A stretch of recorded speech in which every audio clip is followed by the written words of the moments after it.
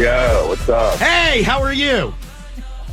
I'm good. How you doing? I am doing excellent, thank you. I feel like, first of all, where are you? It's very loud where you are. Sorry, I was in a CVS, just making some at-home mess. So, All right, sure, that makes now, sense. my friend has bad allergies. My friend James, we're on the road right now. We're in Miami, so he has some allergies, so we're getting that taken care of. I feel like you are killing it on the road right now. We're going hard right now, and it's like, I kind of like this. I kind of like we're doing the tour bus for this run. We don't do it every run, but I'm into it. I like the long stretches. It forces you to, you either OD or you get a lot of work done. There's no middle ground. Hey, are you, is it fun though? And I guess maybe having the bus and doing it might make it a little more fun than if you were doing it kind of, I don't want to call it the old traditional way. But are you at least having fun out doing it? We're having a great time. We really are. And that's the problem is like you have to balance. We do stuff during the day. I still got to get work done. I still got to write some new jokes. The self-loathing I feel when I get on stage, I don't have at least a couple new things to say. It really is. It's the worst. So yeah, I gotta make sure I get some jokes done. Do you try out new stuff every single night? At least like one or two new. Yeah, you gotta try something else. I mean, you need something to be excited about. I'm not excited about something that I know that's going to hit. So, yeah, even if it's a new line or something, yeah, it's something new every show for sure. Yeah, but I would be, and obviously I'm not a comic. Watch out, whatever truck's getting ready to hit you, Sam, just get out of the way. Oh my God. Those really good Miami drivers that you've heard so much about. No, I was going to say, I feel like I would just be excited knowing that, like, for example, when you're here next week in DC on Friday night, the early show is sold out. Yeah. There's limited seats for the late show. Just knowing that there's that anticipation at the Warner Theater, it's going to be a success. I feel like I would be so afraid to mess with the recipe that it would mess me up a little bit. I think the people that come to see me at this point want new stuff. They like. It's so weird. Comedy crowds have become so sophisticated that I'll take out a notepad and they know I'm working on stuff and they get excited. It's kind of hilarious, Oh, here's claps. And they're like, oh, this could fail. I think the fact that this could throw a wrench in the entire show is kind of exciting to them. Oh, so that's kind of like I was watching your podcast that you do with Mark Norman, and you had Neil Brennan on, and you guys were talking about like you'll be in the middle of a joke, and in your head it almost was like, crap, I forgot what word I'm supposed to use, or if you've tried tweaking it a little bit, and you get to that moment where you're like, well, I'm getting ready to F this up in a big way. Yeah, I mean, there's something kind of exciting about that. I mean, doing something that you know is going to hit doesn't really excite me anymore. There's something kind of boring about it. You kind of start going through the motions. It's almost like being in a good marriage where you're just like, you look well, and you're like, all right. But what you want is a funky one-night stand, in material at least. And because there's something creatively exciting that you're like, well, this could go horribly wrong, or it could be the most exciting night of my life. Hey, let me ask you this. Between being out on the road and going as hard as you are right now, you have the podcast with Mark Norman, you have the podcast with Julian Edelman. Like, it's a really good time to be you right now. Yeah, it feels all right. I'm trying to enjoy it. It's tough because I do feel, very busy, but at the same time, that is kind of what you wanted the whole time. That's what I remind myself. That's what I came for, is to be this busy, and I like doing the road, and every once in a while I have to put my foot in the gas, and just you forget you can say no to stuff. Like every once in a while I'll just cancel something, and people will be like, "What the hell?" And I'll be like, "I'm tired. I've been on the road for 12 days, And it's like if you have those friends every once in a while that press you to hang, you're just like, "Oh, this is an easy friendship to bail on," I mentioned the Julian Edelman podcast, Games with Names, that you do with him. And you're a diehard Yankees guy. I'm a diehard Yankees guy also. Was it weird as hell sitting and talking to Big Papi about the 04 ALCS? Well, for one thing, it was weird because I was at the game, so that was weird. For another reason, yeah, I mean, it's tough because you can't not hate, respect Big Papi. I mean, he was incredible. He was clutch. He's everything you want in a player, right? Sure. Might have been on steroids. We don't know, but great player, and it's tough. No, I mean, sitting with him was exciting. He was a good sport. He was cool. He's the thing I love about Boston athletes is they just talk so much trash. So they're just fun on shows. Like Julian will talk trash. Paul Pierce will talk trash. David Ortiz will talk trash.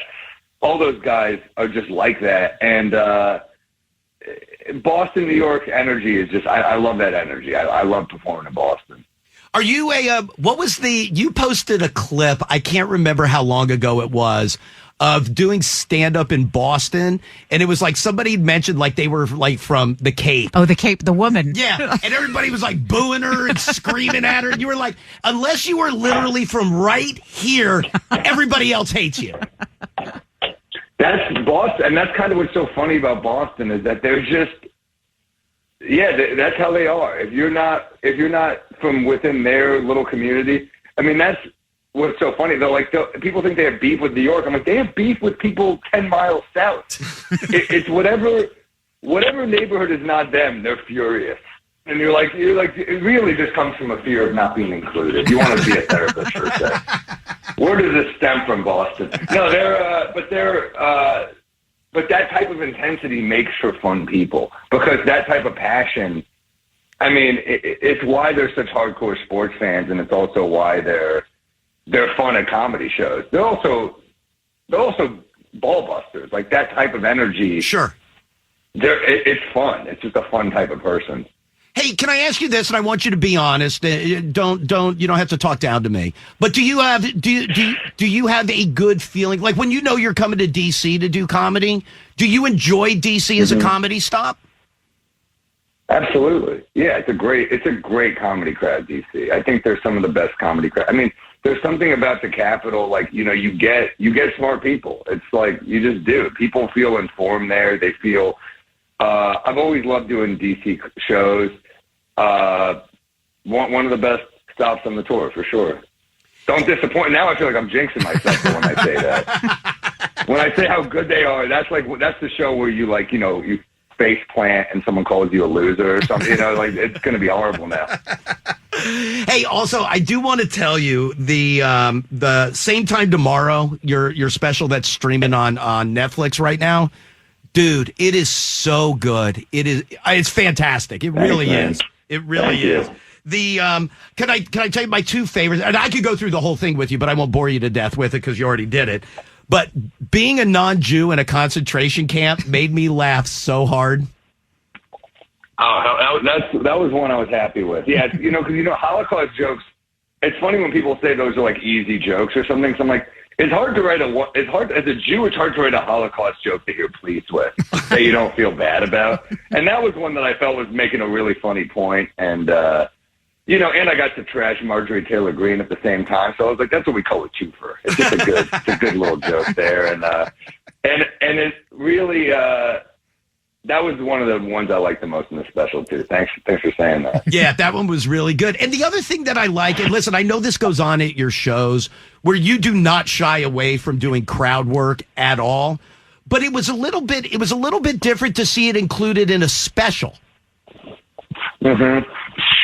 Yeah, I think you just kind of have to feel it out. And I always want the show because I'm a joke teller. And I think sometimes you watch a joke teller and it feels more like a monologue than an interaction or a conversation. That's on purpose. I want it to feel like I can be doing set-up punch jokes but still be chatting with the crowd. I think for me, that's important. I always liked that Rodney Dangerfield would do I get no respect. And then he would do, like, where you from? Right. The fact that he could just go in and out, he could do that. I thought that was an important part of making it seem like he wasn't just animatronic figure up there and an actual person. But also, I mean, listen, I think it's great, but I also feel like it's a little bit. I guess it could go both ways. Because then I feel like it really opens the door for everybody to be like, oh, sweet. So I could just go see Sam and just start screaming crap out whenever I want during the show? Well, yes and no. I mean, the truth is, people, you'll get that occasionally, but I think people always ask me that. And the truth is, I think they see clips online all the time, and most people are like, I don't want to be in one of those clips. Oh, so I think it actually works in my favor. I think people are actually better behaved, and people will then ask, well, then how come you get so many clips? And it's because I tape every show. Right. I only really go up in New York at the Comedy Cellar, and then I'm on the road. I have James Webb, who directed my Netflix special. He's with me right now in Miami. Like, he comes on the road with me. He's a great hang as well, so I just want to hang with him. But he films every show. He's super passionate. He takes, I mean, that special looked awesome, and that's because of James. So, no, I'm not worried about people yelling out, really. And the truth is, I do so many shows that I'm just bored senseless with my act. So when someone yells something out, I don't really care.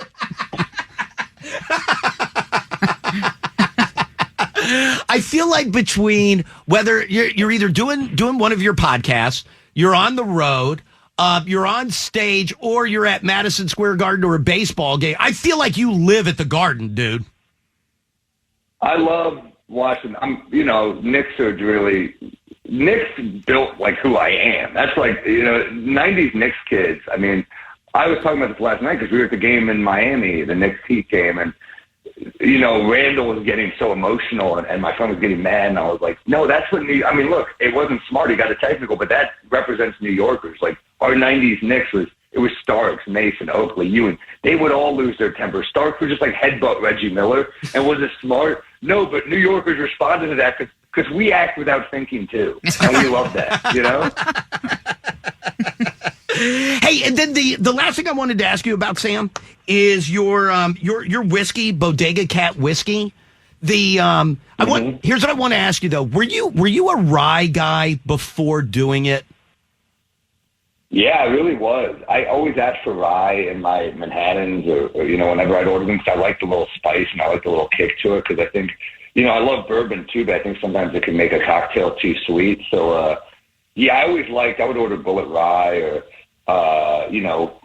whatever, Templeton was always good, I thought, or Rittenhouse, but not Kyle. And, I would get, I would say that when I order it. I want to say I'm not asking for Kyle Rittenhouse to show up here. But I'm still ordering poison, but I don't want to die that quickly. But, I love Bodega Cat because it just kind of got that like caramel vanilla flavor, but it also, it's got a little spice to it, and you can get it at bodegacatwhiskey.com. Because I was going to say I've never had a rye, and it's for whatever reason. Like, I'm pretty simple. It's Jack and Coke, and I'm good to go.